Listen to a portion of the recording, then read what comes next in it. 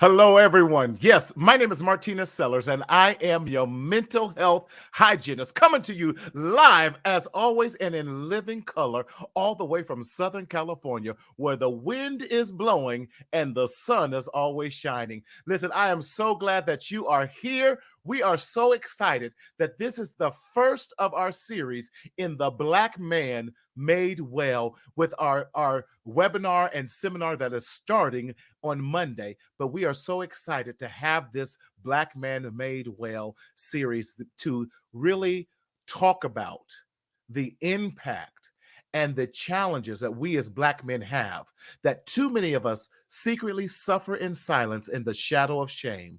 But as I say on my Mental Health Matters with Marty show, we have to speak up. We got to speak out so that we might be able to live. Now, what is the Black Man Made Well? Well, I'm so glad that you asked this question. We have this short video that we want to share with you of an endorsement for this. If you have not registered, why you need to register. Take a look.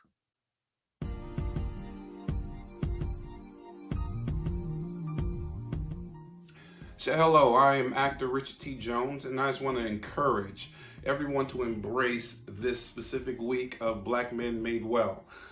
It's very important that we keep our mental health strong, and not only strong but consistently strong. You know, it's nothing more important than to have soul, mind, and body being unified, being on one accord. So I just want to really encourage every man out there to really take this week seriously, get all of the tips and all of the routines and disciplines that we need as Black men just to be strong-minded. You know, we're always taught to be strong physically, but we're not really taught to be strong-minded, which is the most important. So have a blessed week, go full force, and I'm already proud of you. So I just hope your week is going to be as prosperous as mine. And that's it.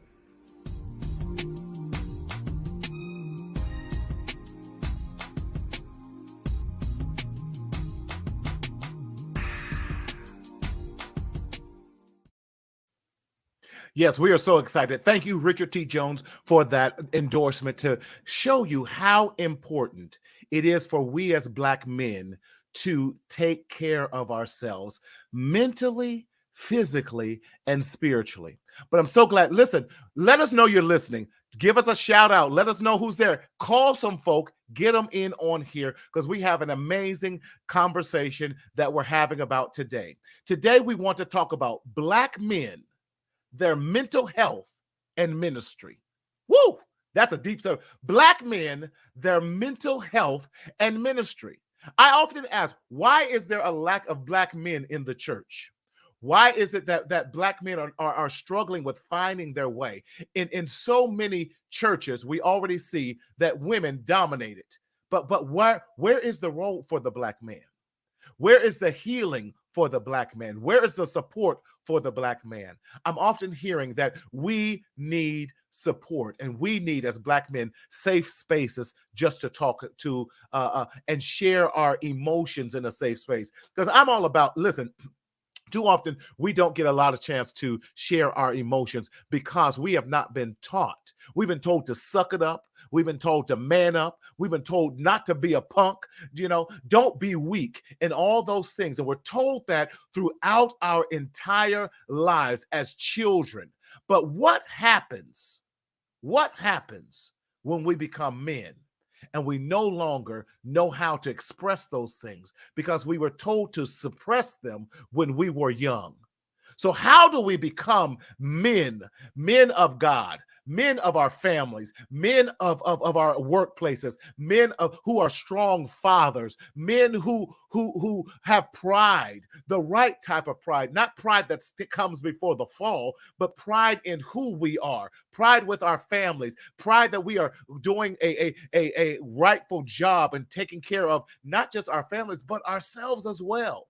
And proud that we are men in the church. Can I get an amen out there? That's right. I'm so glad to have not only my pastor, but I'm going to say I've claimed him as my internet pastor out there as well. So I'm excited. And you know what? I'm so glad my pastor, we got a relationship. That's my road dog. Yeah, he know, I'll shoot you Negroes in the pinky toe for this man here, because that's my dude. That because he's been there at my lowest time, and that's what a pastor is. He's seen me at my weakest, and he hasn't judged me. He's seen me at my best, and he's praised me. He's seen me at my worst. He's come along and critiqued me, and sometimes had to have a strong arm with me. But you know what? I respect him because that's my brother. But he's also been in the planning of this. But come on and welcome to us for kicking off the Black Man Made Well, none other than my pastor, Pastor JT, Pastor James Turner. JT, how you feeling, man?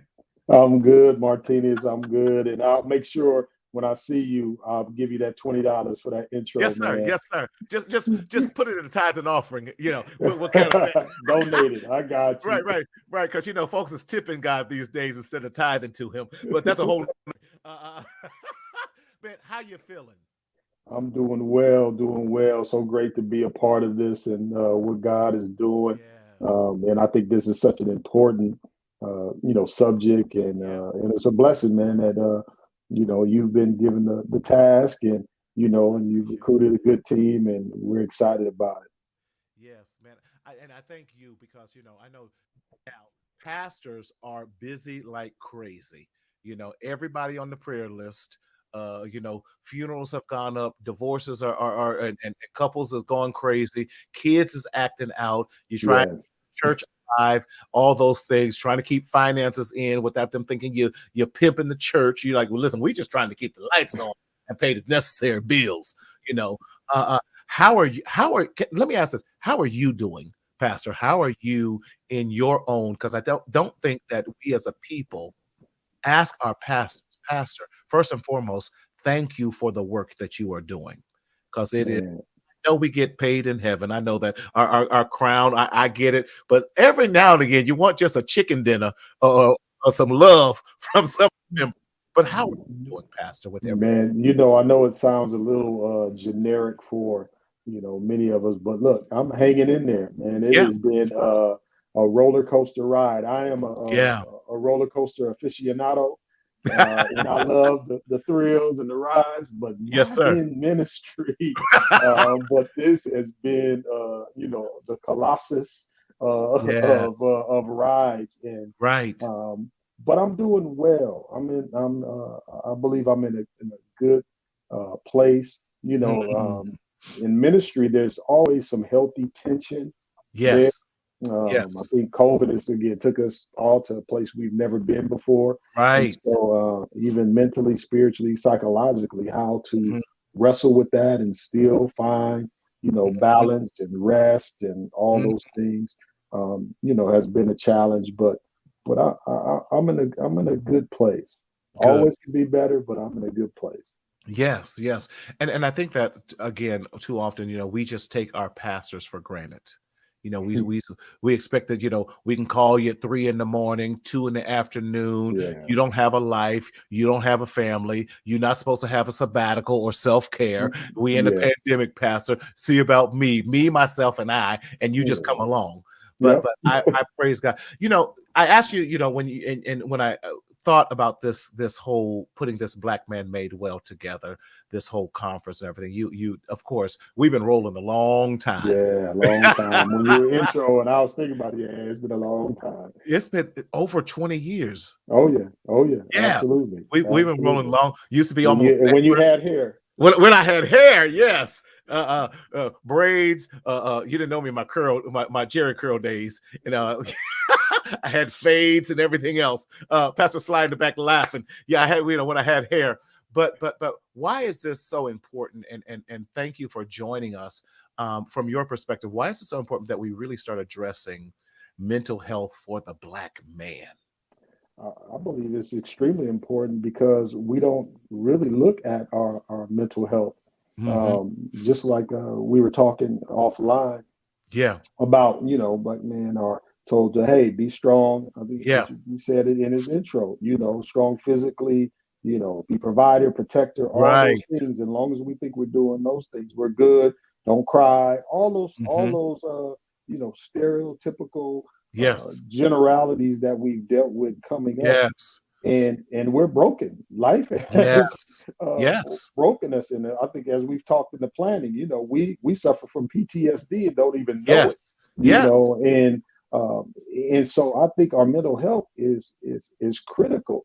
Yeah, we understand spiritual health, but God wants us to be whole, mind, body, and soul. And we miss that mind part. And so I think it's critical that we start to talk. I think it's critical that we start to reach out to other folks. I love that it's a commercial where it talks about just having a conversation that deals with mental health. That you see a friend suffering, just ask, "Are you okay?" Right? We don't even get that, Right? And so and that could go a long way. Are you okay? And really mean it, and really listen, and really take the time to pour into someone else, and just to listen to someone else. And as African Americans, we are kind of used to just kind of doing it and grunting and bearing it. And we got to wait on the world, the weight of the family, wait on all these things on us. And we don't have an outlet. We don't have a place where we can go and just share what's on our heart and mind.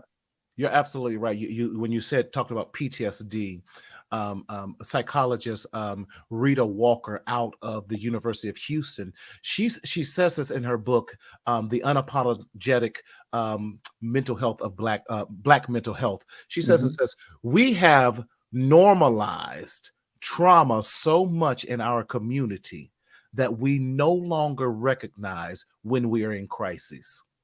Yeah. That's such a she said, we have normalized it and made it such a part of who we are, and almost like carrying it so much that we no longer many of us struggle with the capacity of being able to recognize when we are in trauma, when we're in crises. And that was just like a moment for me, because many of us are, I'm making it. I'm just waiting till my chance. We keep pressing through without saying, I'm done. Yeah, and we don't see all the stuff that we're carrying behind us. You're speaking about trauma. I think about, I was a parole agent, probation officer, carried a gun and badge. And I remember being pulled, when I get pulled over, even on the job, get pulled over in my state car.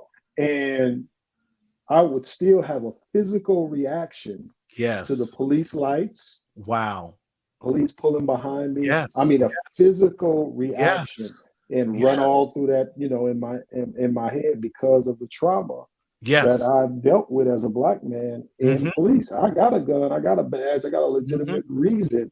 But still, even to this day, if a police car pulls behind me, I have a physiological response to that because of the trauma I've experienced. And those microaggressions and those micro effects that happen on us constantly. And when I always say it this way, trauma and stress enters the body one way, but if we're not careful, it's got to exit somehow. And I believe, as Dr. Walker says, it comes out in our high blood pressure and hypertension, diabetes. I'm with her that it comes out, those stressors then create cancer, creates other bodily things, because we have not learned how to get it out.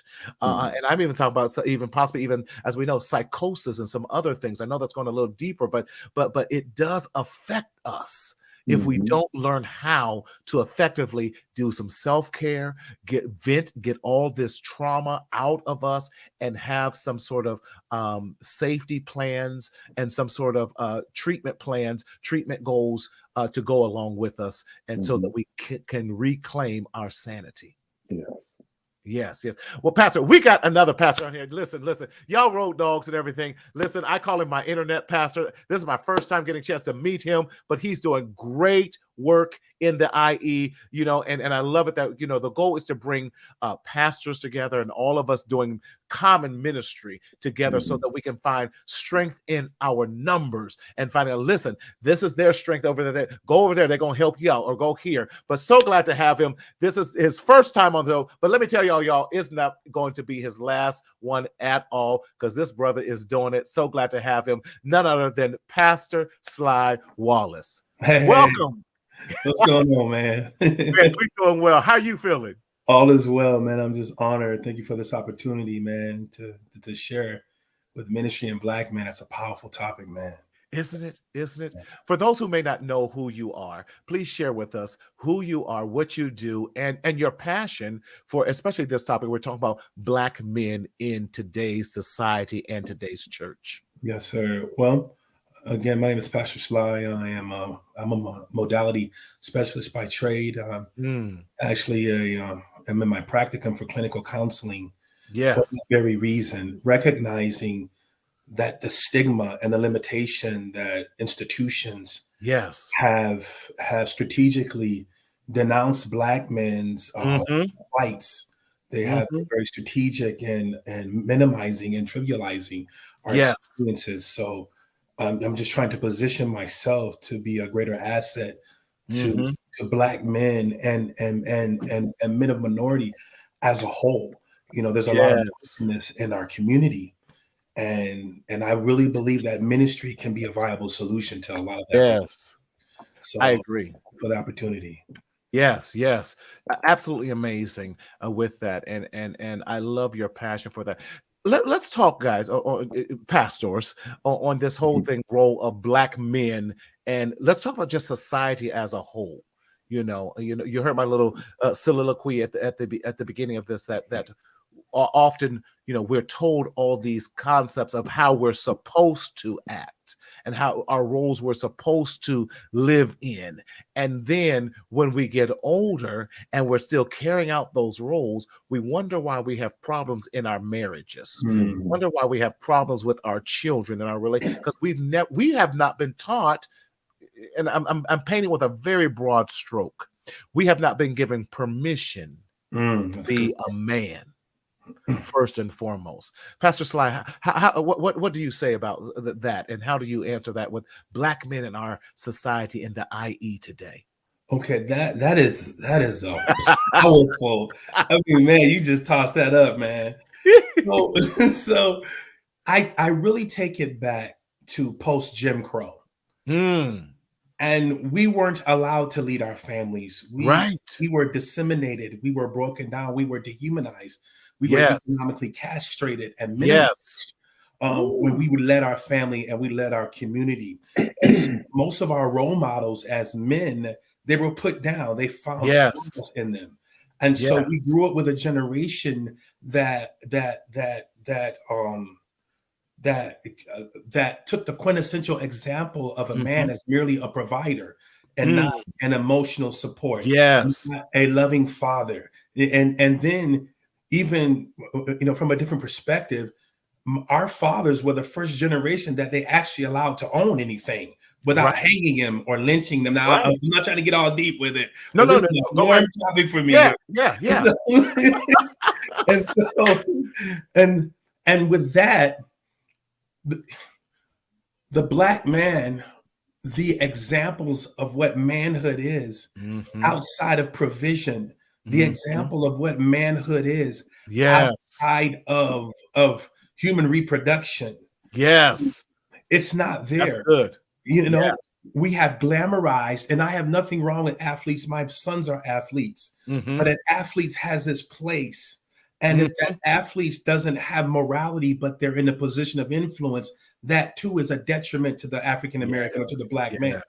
So ministry in itself has to be able to speak to the brokenness of Black men by first showing our own transparency. One of the reasons I really believe that Black men are not in church is because they've been beat up by law enforcement. They've been beat up on the job. Their wives are getting better positions. Their girlfriends are getting better positions. They are harassed. They are followed in the stores.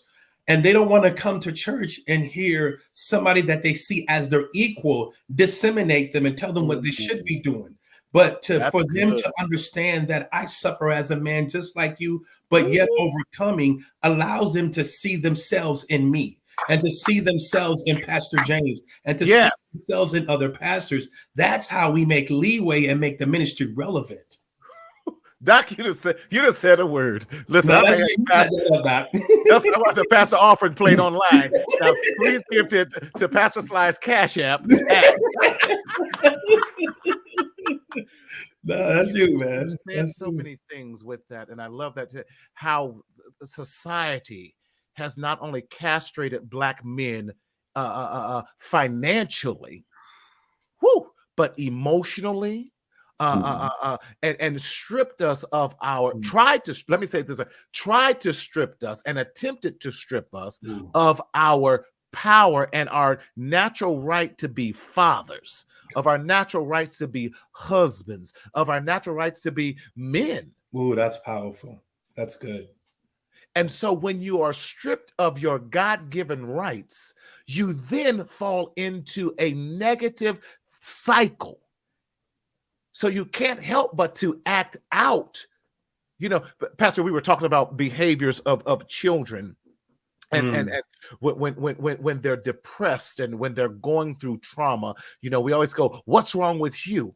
And it's very accusatory. Ooh, that's good.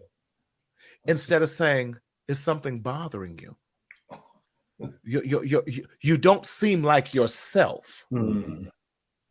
You know, I have men coming in my sitting on my couch, and I'm saying, and one of the first questions I ask them is, "Who are you?" I don't say anything. They tell me their name. I say, "I know your name because you filled out the paperwork. I know your name. I know where you live. You know, I know your age. But who are you?" And you see the tears welling up in their eyes. Come on, man. And then if one tear falls, they begin immediately to apologize. I'm sorry. I said, you don't have to apologize here. That's powerful. There's this, and you begin to see the release. I had one of my male clients. He came for about 6 weeks. Every week he would cry, and he just goes, "I don't know what it is when I come in here." I said, "I'm hoping that you feel safe." Wow. That you can let all of the angst of the world go and just really release it. Pastor JT, same thing. The plight of the Black man today in society, as you see it. Well, again, I love Pastor Sly's answer. One thing I would add is that we've been carrying this weight for so long. And I think part of the battle is we don't know how to name it. Right. We know, we see it, we feel it, but we don't know how to, kind of identify it. That's good. And so because we can't identify, we struggle, to address it. It's baggage that we've been carrying, and we just know, I got the baggage, but I don't know what to call it. Just like when you talked about the men crying. Okay, well, tell me, what's those tears about? Yes. I don't know. I That's just want good. to release that. I was in a barbershop conversation. Well, actually, when I say a barbershop, it was actually at a barbershop. It was some community leaders there to really talk about some issues in the African American community. And one thing we talked about is, the trauma that we've experienced, it's been systematic. It's been hundreds of years that we've been been dealing with it. And so a lot of the trauma, again, we're just starting to scratch the surface. We're just starting to have these conversations. We're just starting to tell our boys it's okay to cry. It's okay to say I'm hurt.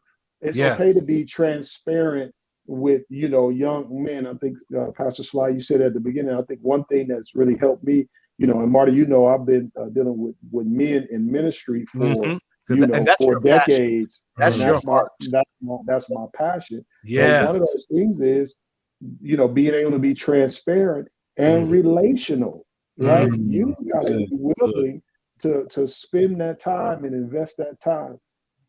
Case in point, you talk about the plight of the black man. Not only are we dealing with the trauma of being, as Pastor Sly said, emasculated by the community. Yes. Not only are we dealing with the trauma of society and communities trying to remove us from our homes, in our own, and family can only get assistance and help when the black man's outside the house. Not only are we dealing with being identified, at young ages for the prison industrial complex, and then also just falling into that. Not only are we subjected to these images of negative images of black men, on TV and movies and the rap videos, all those type of things are pounding us with these negative images. And we carry that weight and have no place to go. Tools, resources, coping, skills. Even when we go to the Word, being able to have someone walk us through and see, well, what does that look like off the pages? What does that look like, walked out? And so we have this weight that we're dealing with, and it is difficult for us to, again, be able to cast all those things on somebody and just be able to sit on the couch and cry and it be okay and not be judged because of it. So I think we are in hitting a critical mass, but at the same time, I see a movement for really giving black men an avenue to get some skills to help cope with the trauma we deal with. Yes. I love that. Get some skills to help cope with the trauma we live with. I always like to say this when I'm doing some therapy. It's like, my job is to give you some tools that you can put in your toolbox, that you can put in your backpack, that you can carry along. So, in your toolbox, you don't need all the tools all the time. But it's good to know that I have something. If I need a wrench, I can reach right in there. If I need a screwdriver, I can. If I need a hammer, and so I love it because I see our jobs. And Pastor, I thank you for that, for always sharing your beliefs on mental health with the church. You said, "Listen, y'all get 3 free sessions from me. After that, y'all go on." And I'm like, don't, I won't refer you out because I want to be able to lift my hands and not do like this. So trust me, I'm not having none of y'all as my clients. I want to love on you on Sundays and not judge you. No, not. That's right. Marty, I love really quick when you said, again, the toolbox, because we always talk about having tools and resources. Yes. But another aspect of that we often forget is being able to help people use the tools, know the appropriate tools for the appropriate situation. Because there's folks that I know that got hammers and drills and all kind of stuff outside in the garage, but if you put it in their hand, they wouldn't know nothing to do with it. Know how to use it. But those tools to help us cope, we need to be able to use them in the proper way. See, I'm sorry. No, go ahead. That was deep what you just said. Yeah. Because the only way we recognize what a tool is it's been exemplified by somebody else. And so as we begin to solidify our mental health, as we begin to use that word, I love that word, that she used, self-care. We have to be able to define, be able to embrace when we're at our own limit. One man's limit is not your limit. You got to know yourself. And I'm telling you, as the African-American experience, or as the Black man, we have to create environments so each man can feel safe to be vulnerable within his own limitations without being judged. Let me be broken. And you said something when you said them tears. And I can just see, just some of the hardest people, some of those people who have been through trauma, some of those people who have survived shootouts and who has been in the penitentiaries, get in a safe spot and weep, because there's never been in an environment for it to be okay for us to be broken. Yes. It's okay to not have the solution. It's okay not to have the answer. It's okay. And you are not a loser. You are not a failure because you didn't have an answer, because you don't know how to flow in the situation. That is what the community of men is for, to help. I feel good, boy. To help give you the solutions on a neutrality or on a mutual collective intellectual base, where we feed off one another and we define what manhood is from a community perspective. Come on. Yes. That's so powerful, man. Thank you so much for saying that, Pastor James. You know, powerful. Thank you for that. I love that. Yo, they doing tag team like it's the 7 last sayings.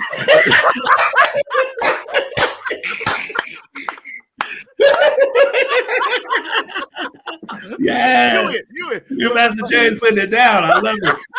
I love it. Oh man! Can I tell you? My father had tools, but he was not a handyman. That's powerful. Yeah. So I didn't know how to put things. I still don't know how to put things together. I'm not going to embarrass myself and say I got a bike that I got for Father's Day in 2020 that's still in the box because I didn't know how to. Don't y'all tell anyone that. But that wasn't my strength. That wasn't my and that wasn't even what was modeled before me. So I did not know how to be the handyman because being a handyman was not modeled before me. Now, what was modeled before me was how to explode. What was modeled before me was how to show anger. What was modeled before me was how to put people down and then go back and say, I'm sorry. I love you. I didn't mean to hurt you. Come on, man. That's now that was modeled. Yes. And how do I reprogram myself and acknowledge that was my father? His blood runs through me. But I have a choice now as an adult to my grandma said, well, chew the meat and spit out the bones. In other words, I can get his good qualities that I like and then work hard and pray, God, give me the strength to get rid of the bad qualities. Why? Because I'm a new creation. See, I didn't mean to go there. Where he's going. Offering pan is coming your way, Doc. And I think when we realize that, we can grieve. You know, maybe I had to help some people walk through grieving the father they never had, but loving the father that they did have. Watch out, Doc. You there you go again, man. There you go. One of the things that I have recognized as a minister is that we often have to be an earthly example of a father. Yes. Those people who person may not be there. You would be surprised. I mean, I have seen some young men who have been in identity crises, or I have seen some young men and young women who have been struggling. And I'll get down on one knee and I would validate them. Listen, you are powerful. You are a man like pastor. You are focused. You are a beautiful young lady. I'm speaking to their life because as pastors, we're anointed for that. The power of God sits on our life to be able to make lack to be a strength and not a weakness. And so to be able to validate and to be able to speak a word into them. Listen, kids don't care if you're the biological when it gets right down to it. They sure don't. You speak a word in my life that edifies me, that validates who I am, who allows me to recognize the things that I want are attainable. They are achievable because somebody believes in me. Yes. And so just being able to speak that life, man, that ministry is so powerful. It is. I don't think pastors really understand two things. We don't understand our limits and we don't understand our power. We don't understand our limits and we don't understand our power. Our limits is this. Once I help you reconcile your spirituality, then the mental health piece is for the mental health professionals. That's my limit. If I am not a skilled professional, just like you said, 3 and go, You get 3 sessions, and I'm sending you to the LMFT to get your marriage help, brother. You know, if you have suicidal ideations, we can bind the spirit and we can deal with the spirituality of it. But then we need to see if you're safe to be by yourself. I need to know my limitations and know after I prayed and dealt with your spiritual issue, now it's time for you to get natural help. Two, we don't know our power because out of our mouth flows life. Come on. There's life that comes out of our mouth. Every Sunday morning we stand, we get to speak life to somebody. Every Sunday morning, every Wednesday or Thursday or whenever we have conversations, God has positioned us strategically to speak life into a broken situation. And if we use that power wisely, we can change lives. We can change lives. Power and limitation, man. Yes. Absolutely. Pastor JT, can you talk about, I was going to say, go ahead, and then, because I want you to talk about, before I lose it, your mentorship programs. As Pastor Sly was talking about speaking life, how you have charged, especially the men and everyone in our church, that we should be pouring life through mentoring others in the church. Talk to us. Go ahead and make your comment. Talk to us about that. And that goes back to, again, what the scripture talks about, you know, making disciples. And part of making disciples is pouring into the lives of others. And that is not some, you know, some hollow, you know, mechanism, but you have to actually do life together. When Jesus did life together with his disciples, that means he spent time with them, getting to know them. You know, we often talk about one part of, you know, our mission statement is to, you know, to reach. And part of that reaching is reaching people right where they are. A lot of times when folks come to us, especially as pastors in ministry, we want them to raise themselves up to a level, then come. But no, it's us that need to go where they are. Like you said, I think a big picture of that when you said take a knee, right? Take a knee right where you are, because Jesus found me right where I was. Right? He loved me right where I was. And he brought me up. He gave me a new life. He started to transform me and walk with me. So I think it's important that we do life with folks, that we invest in people, right? And that means you're going to have to spend some time with people, not just when they show up on Sunday, not just talk to them when we need something, when it's scripted, but actually investing in their lives. And so one of the challenges is that all of us, you know, as leaders, that you be pouring into somebody's life. Discipleship is not just for the pastor, not just for the minister, not just for a deacon, not for just for the teachers, not just.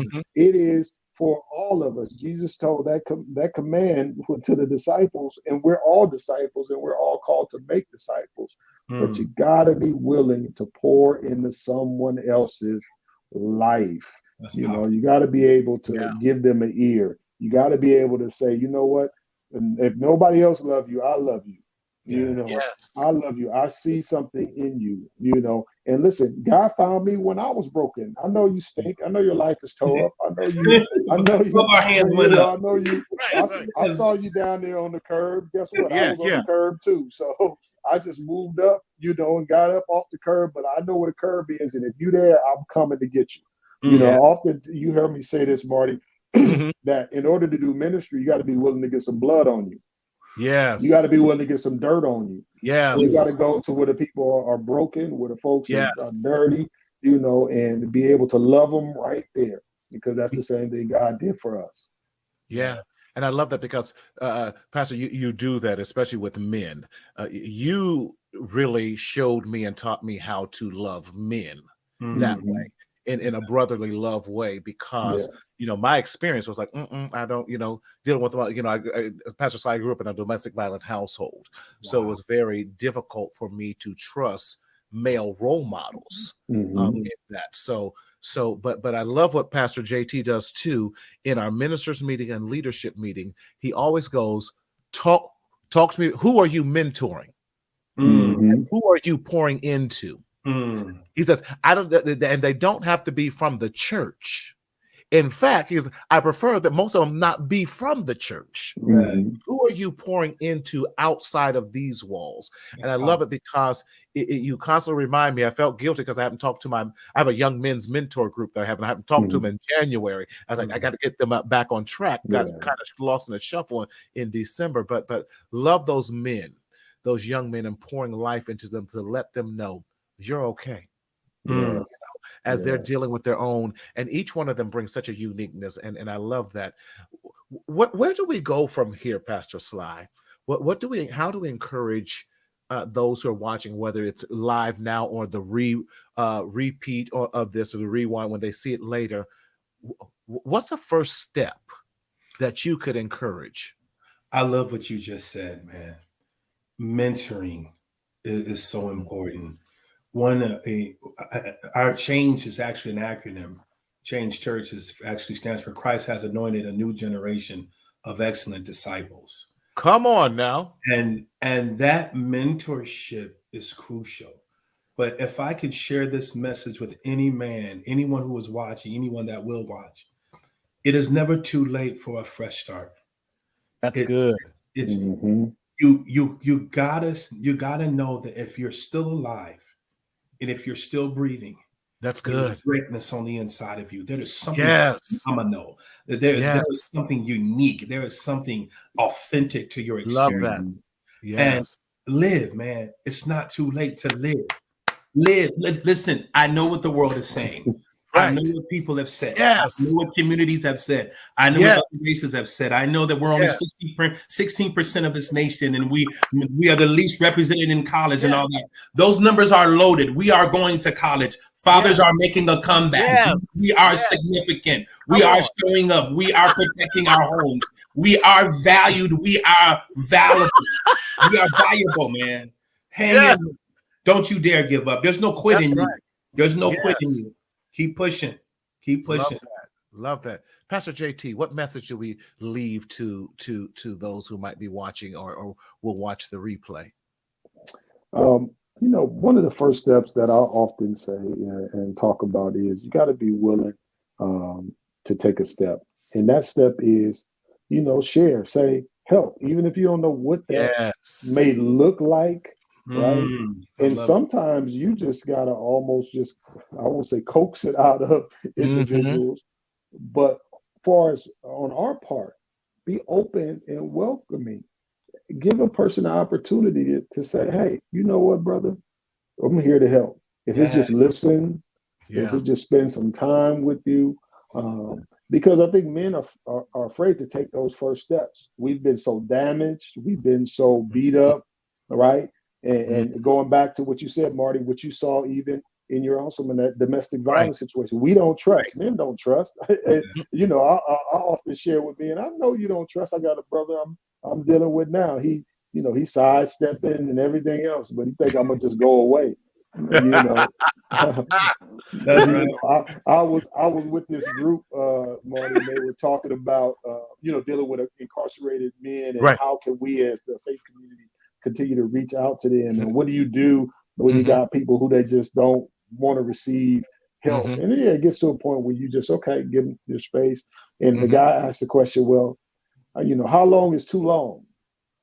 Well, the time limit is up to God, because God was patient with me, long suffering. Sometimes it may take weeks, months, years, but we don't give up until God says it's time for us to move on.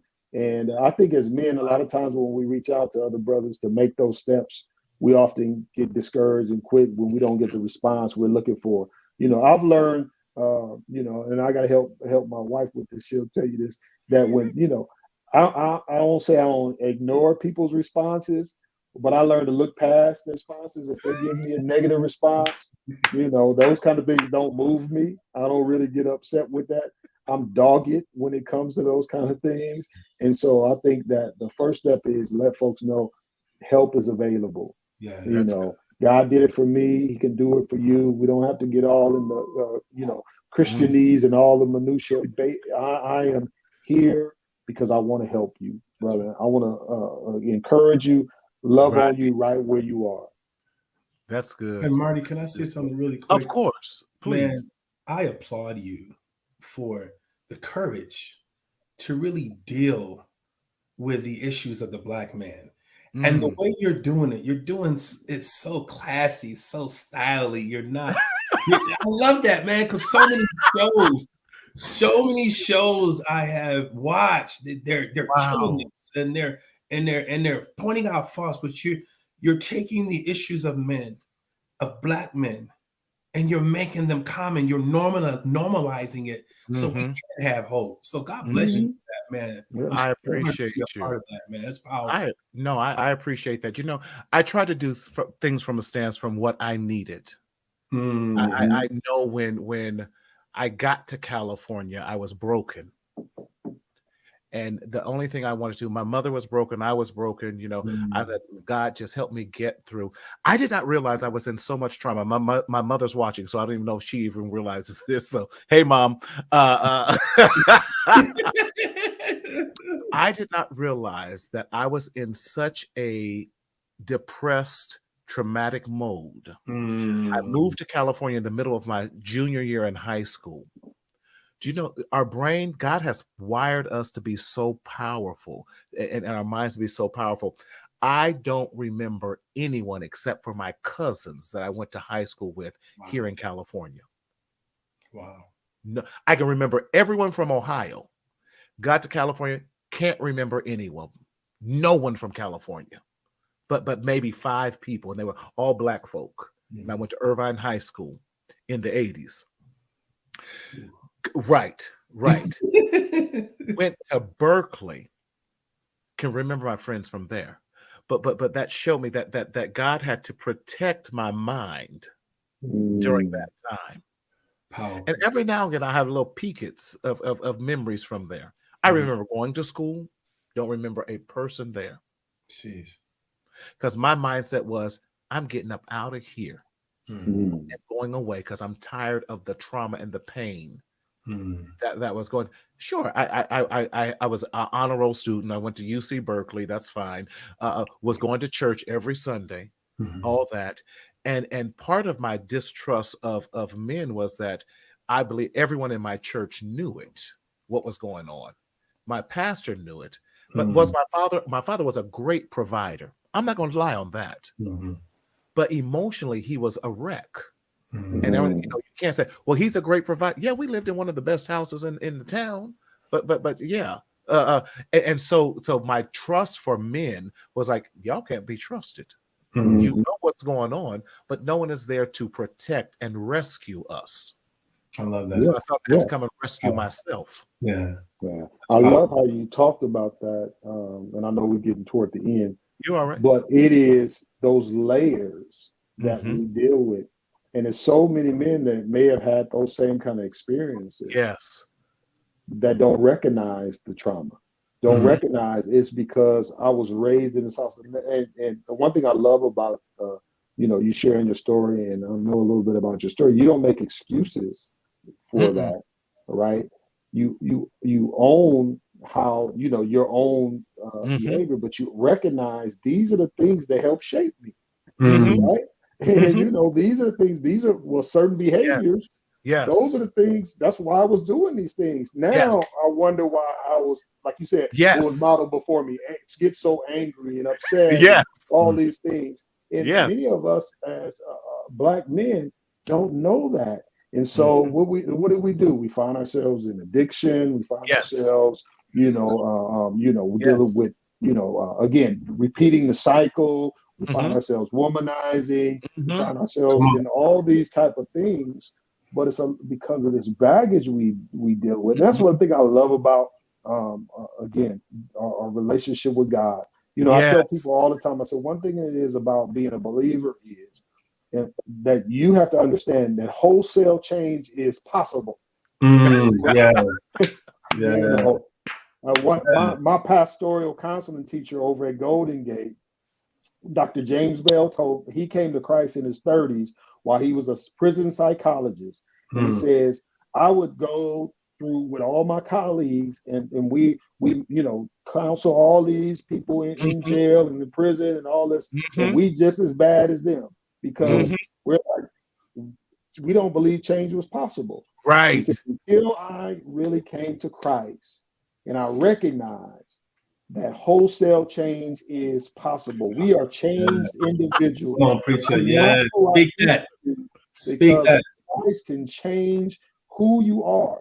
And when we get changed, now we have to learn how to cope with the new man, because the old man is always waving his hand, telling at the door knocking. Look, still right here. Yeah.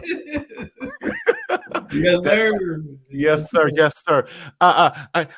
One last thing I wanted to, before we, suicide rate in the Black community, especially with Black men, is on the rise. The statistics are showing it.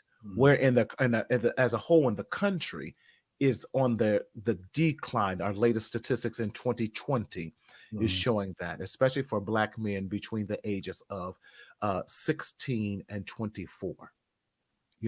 And our dear friend, Pastor John Henry Scott, it marks a year, Pastor, that he funeralized one of his friend's 10-year-old sons who committed suicide. 10. I can imagine at 10, you're supposed to be playing with your Legos, your Xbox, your PlayStation, your football. But what devastated him that at 10, he felt the only out was to kill himself. And these are the conversations, and how do we're having with church as well, and especially helping Black men. And Pastor, talk to us about what you're seeing this increased depression that Black men are facing, Pastor Sly, and how do we? I love you said speak life. That's my favorite thing. That's encouragement is one of my spiritual gifts. And speaking life into men without beating this already talked about topic, but how do we address those men who are so far depressed, not saying gone, depressed, that they feel like their only hope is to give up? Right. What do we say to those men? First thing, man, and thank you for this opportunity to really deal with that. First thing is we have to normalize their experience. Yes.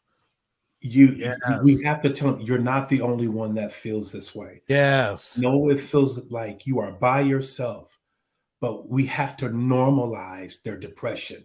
Not saying it's okay to be depressed. Let them know there are other men that feel just like you do, who get up every morning and they don't give up. We gotta normalize. And then number two, we got to talk to one another.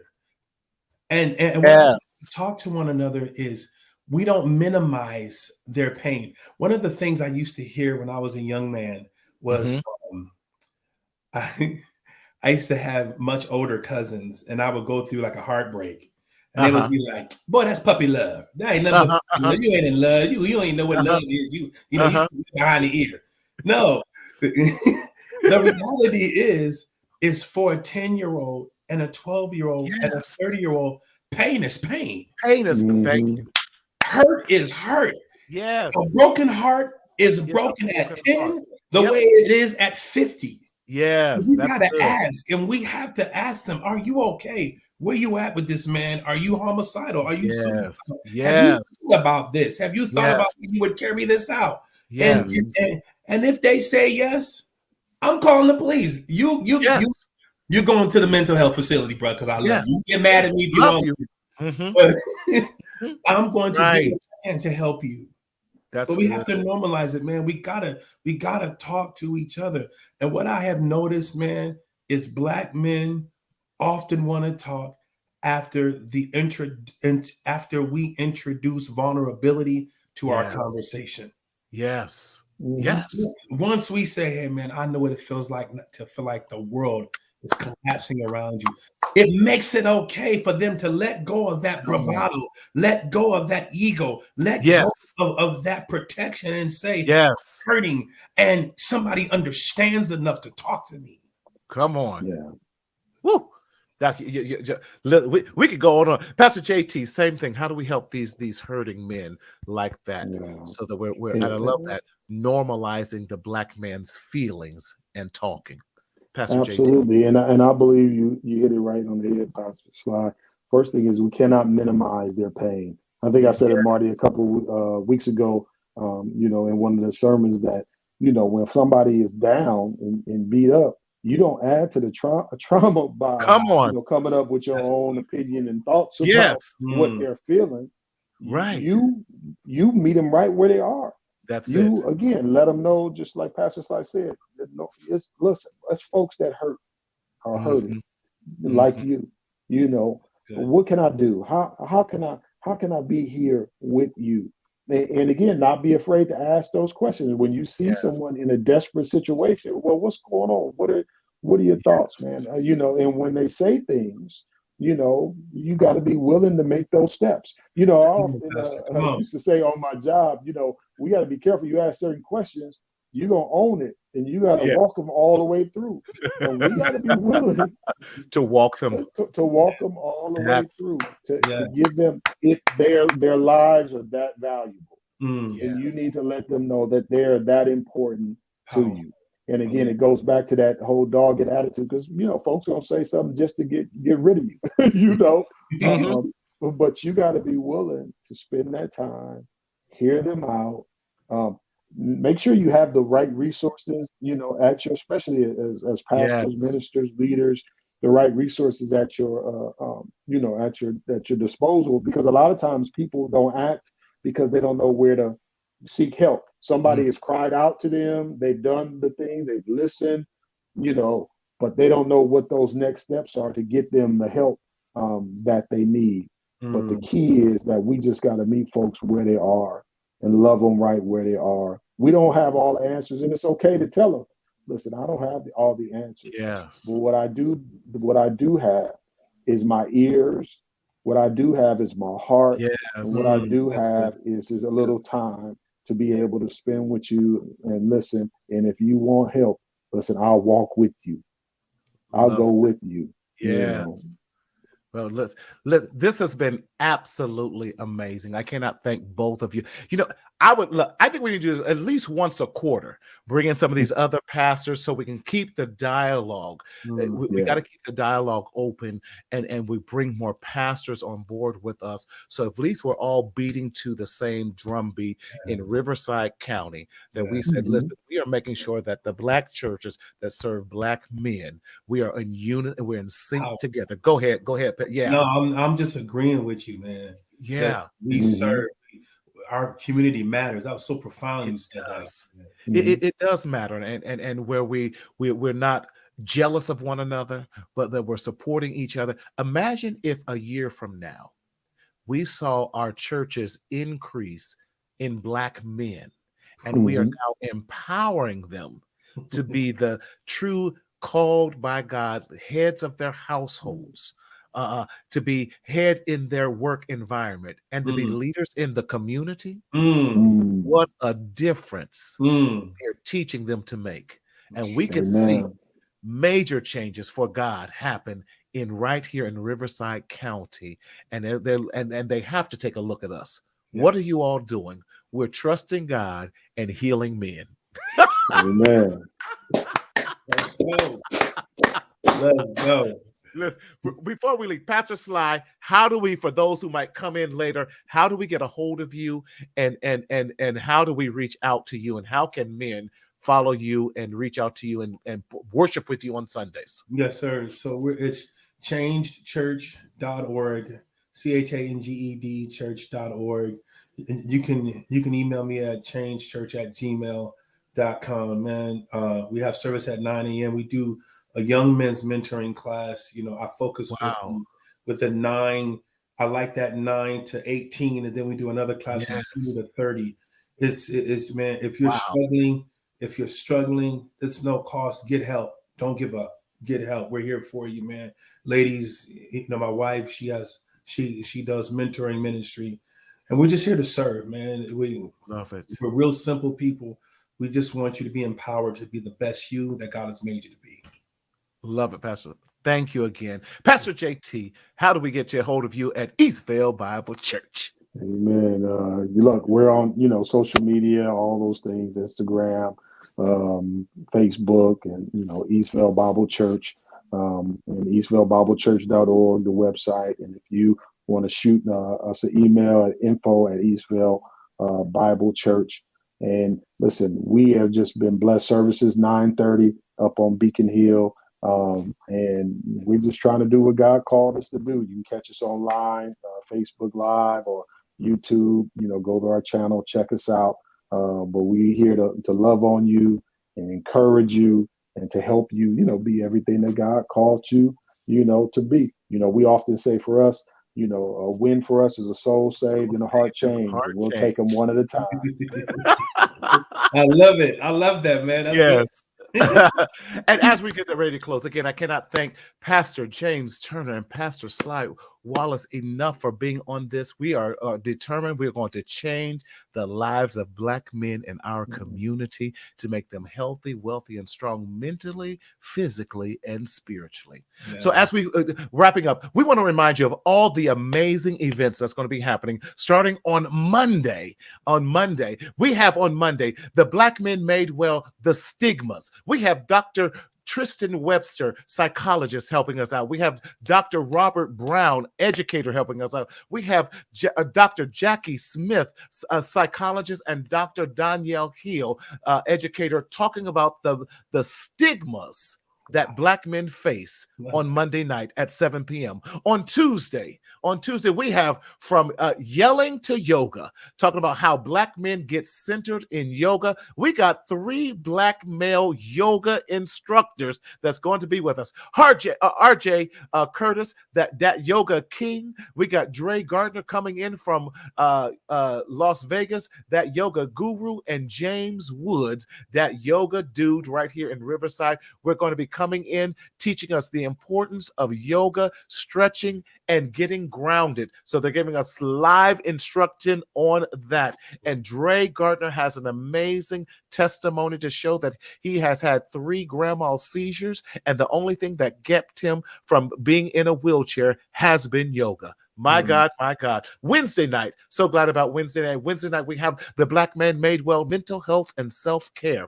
We have Yolo Robinson from the Beam group out of Los Angeles, who is a social justice and wellness advocate. We have celebrity psychotherapist Stefan Lewis from Inglewood. We have Richard Taylor, mental health advocate, and Richard's testimony is powerful. He's now a worship leader as is his church, but before he was age 22, he had tried to attempt suicide 3 different times, and he is sharing his testimony and also how he has lost 150 plus pounds and what that journey has been like for him. And then we got my man, my dude, Pernell Bush from down in the dirty South in Florida, and he's talking about how he does this wonderful pilot program of mental health and barbershop talk. Amazing that we're going to be doing that. That's on Wednesday. On Thursday, we have the Black Man Made Well, Father and Family. Fatherhood and Family with Jerron Clark, therapist here in Pomona. We have Thomas Shipp, fatherhood advocate, Dr. Alfred Elam, who is the founder of the National Saving Fatherhood Foundation, and also Dr. Ed Rice, educator and professor from Moreno Valley Community College, and they're going to be sharing with us on family and fatherhood. And Friday, we have 2 parts that's going on. First, finances and business with Justin Jerry, owner of Self-Made Training Facilities, Justin Hudson, owner of One Love IE, and my business coach and mentor, John Henry Scott III from Chart to Heart, powerful brother who has done executive coaching on 6 of the 7 continents throughout all of the world. This brother is so bad, 41-year-old cat who is also anointed to preach the word of God and has a heavy anointing on him. And then also on that Friday, we are going to be doing, do we have that one, Daryl? The system involved men. Sorry about that. We're going to have system involved. We have some police officers and also young man coming out. Oh, why can't I lost his name that fast? Who is over child support services, and telling us how we can navigate through the system with it. But we're so glad. Thank you so much. And also look forward to coming out. Yes, the Young Men Made Well. I am so excited about this one. This one is geared for young men who are attending, who are system involved. Now, this is an in-person It has to be pre-registered from ages 12 to 18. But I am so excited that in June, we are going to be launching the Young Man Made Well symposium as well, that we're going to be helping these young men from the ages of 12 to 24. And pastors, we're going to have y'all involved with that, because we have an impact that we can make a difference in these young men's lives before they get in the system and allow life to beat them up. But again, thank you all so much for joining us. I have had a ball. Thank you. I'm so excited. Y'all have just, listen, y'all got my mind going. And I listen, we could do this all night, but we're looking forward to our next quarter, how we can do this, inviting other pastors along the way. So again, thank you all. As I always say, let's not continue to secretly suffer in silence in the shadow of shame, but we got to speak up, speak out, and live. God bless, and we will see you on Monday night, 7 p.m. sharp. Take care. Amen. God bless. Yeah.